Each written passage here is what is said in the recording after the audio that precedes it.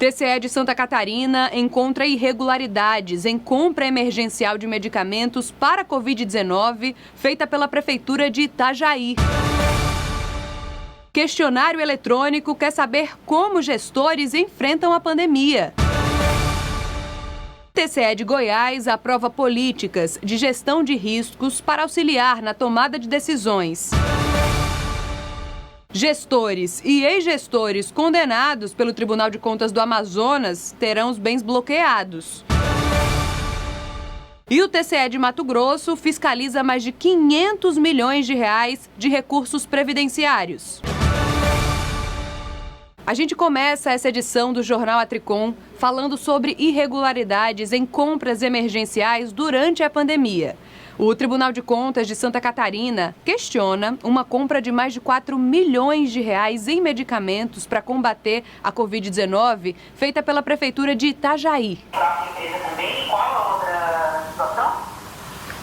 Caso se confirme que esse investimento ele não se justifique... E ele comprou por 1,47, é isso? Exatamente, isso nos chamou a atenção e esse é um dos motivos que a gente está pedindo explicação para a Prefeitura, para o prefeito. Nós solicitamos informações, né? Existe um processo em tramitação no Tribunal de Contas, já foi feita uma análise preliminar com base nos elementos que nós coletamos. A nossa área técnica ela fez um levantamento do preço desse medicamento nesse período da pandemia e chegou a um valor médio de 28 centavos por comprimido e foi adquirido por cerca de R$ 1,47. Tudo foi relacionado à saúde, ao combate à Covid, né?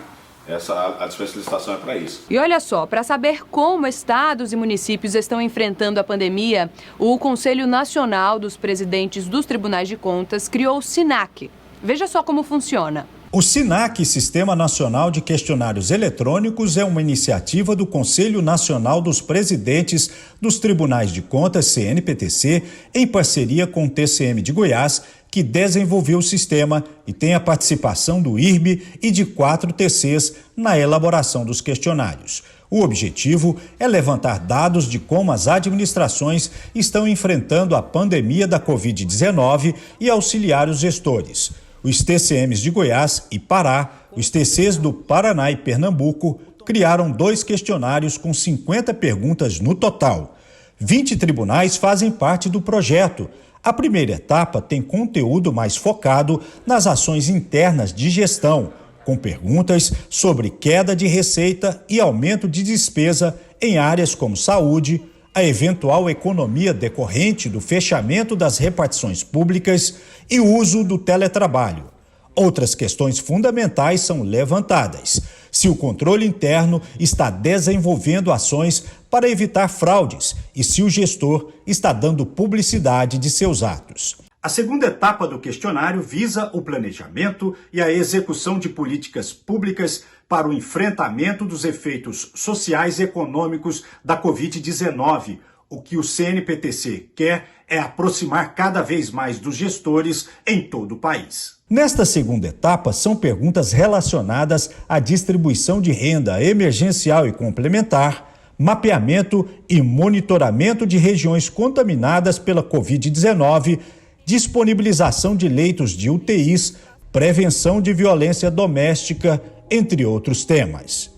Encerrada a etapa de coleta dos dados, nós já disponibilizamos para os tribunais de contas que eles consigam buscar esses dados aqui na sua forma bruta, para que eles realizem análises, cada uma dos seus estados, e que com essa análise eles consigam auxiliar os gestores municipais que estão precisando de mais auxílio, para que eles consigam desenvolver melhor suas políticas públicas de combate à pandemia. No plantão do Tribunal de Contas de Goiás, com Bia Rezende, você vai ver hoje que a Corte de Contas aprovou políticas de gestão de riscos para auxiliar na tomada de decisões. Confira. A medida foi proposta pela presidência para auxiliar na tomada de decisões. A gestão de riscos é um mecanismo que aumenta a capacidade de um órgão lidar com incertezas, além de contribuir para o bom uso dos recursos públicos. Com relatoria do conselheiro Sebastião TJ, a resolução normativa que institui a medida foi aprovada em sessão virtual e publicada no Diário Eletrônico de Contas. Para mais detalhes da notícia, aponte a câmera do seu celular para o QR Code ao lado. E o Tribunal de Contas de Mato Grosso fiscalizou o repasse de contribuições previdenciárias, aposentadorias e pensões em todos os 106 regimes próprios de previdência social, municipais e estadual no primeiro semestre deste ano. Veja só. 536 milhões de reais em recursos fiscalizados pelo Tribunal de Contas de Mato Grosso.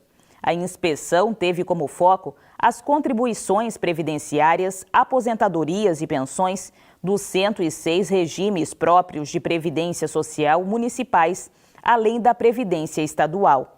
A Secretaria de Controle Externo do TCE não parou e somente no primeiro semestre deste ano conseguiu reduzir em 60% do estoque de processos. Nós intensificamos a análise e a instrução técnica desses processos, então nós tínhamos um estoque inicial de aproximadamente 1.000 processos no estoque no início de janeiro de 2020 e no final do semestre nós obtivemos o resultado de 403 processos no estoque dessa natureza. E a segunda vertente, o segundo foco de atuação que nós temos dentro da SESEX é a fiscalização da gestão dos regimes próprios de previdência social, que é quem faz o controle, quem faz a concessão desses benefícios aos servidores públicos.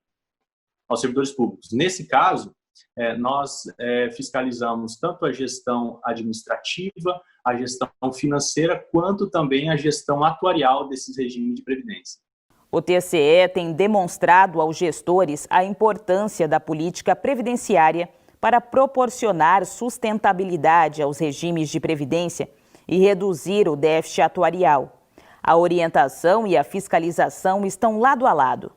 A celeridade nas análises dos processos das aposentadorias e pensões foi primordial para evitar desperdício de recursos públicos. A partir do momento que o tribunal ele consegue analisar com uma celeridade maior esse benefício previdenciário, a gente consegue devolver o processo para que o gestor do RPPS corrija as falhas ou então para que haja a denegação da aposentadoria, o servidor retorne à atividade na condição de ativo até que ele realmente preencha os requisitos previdenciários, requisitos constitucionais para a concessão do benefício.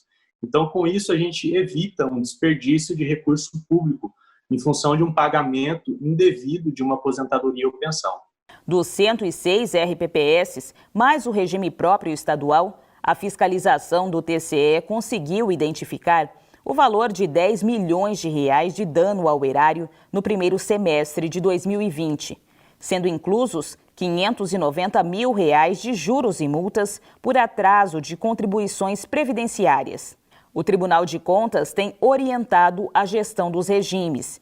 A Resolução Normativa número 14 de 2018 detalha os cuidados ao realizar aplicações no mercado financeiro. Nós temos divulgado dentro do Radar Previdência uma análise que está disponível para os gestores e essa análise ela serve como um controle gerencial para que os gestores possam também acompanhar esse déficit atuarial, como é que está a composição dos ativos, ou seja, dos recursos capitalizados em relação a esse passivo, a essa obrigação que os RPPS têm. Então, nós temos essas duas frentes de atuação, tanto em processo de fiscalização, quanto também em ferramentas que são disponibilizadas para o acompanhamento pelos gestores, pelos conselhos e pelos servidores em geral que são os maiores interessados em relação à sustentabilidade dos seus regimes de previdência.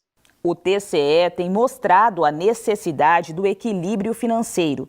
Na frente de trabalho das ações voltadas à previdência, o órgão de controle tem acompanhado a aplicabilidade da Lei 173 de 2020, que permitiu a suspensão das contribuições previdenciárias, desde que os recursos sejam utilizados no enfrentamento da Covid-19. O que a gente tem feito é avaliar os encaminhamentos que estão sendo feitos pelos prefeitos para fins de verificação de quais justificativas foram apresentadas para que haja essa suspensão da contribuição previdenciária patronal para os RPPS. É apenas a patronal que a lei possibilitou, a contribuição previdenciária dos servidores, que é retida e repassada, a lei não permite seja suspensa. Notícia agora do Amazonas. Os conselheiros do Tribunal de Contas do Amazonas decidiram por unanimidade bloquear os bens dos gestores e ex-gestores que foram condenados pela Corte de Contas. Este relatório mostra os valores e multas aplicadas e recolhidas pelo TCE Amazonas. Percebe-se que pelo menos 80% do dinheiro devido não é pago. Os conselheiros decidiram por unanimidade na última sessão do Pleno, no dia 28 de julho, que irão bloquear os bens dos gestores e ex-gestores condenados por esta corte, que estejam inadimplentes. Na sessão virtual foi aprovado um acordo de cooperação técnica entre o TCAM e as associações dos registradores imobiliários de São Paulo e Amazonas, responsáveis por operar o bloqueio de bens em nível nacional. A assinatura do acordo de cooperação será feita ainda na primeira quinzena de agosto. Para fim de decretar a indisponibilidade de bens daqueles envolvidos em possíveis lesões ao erário.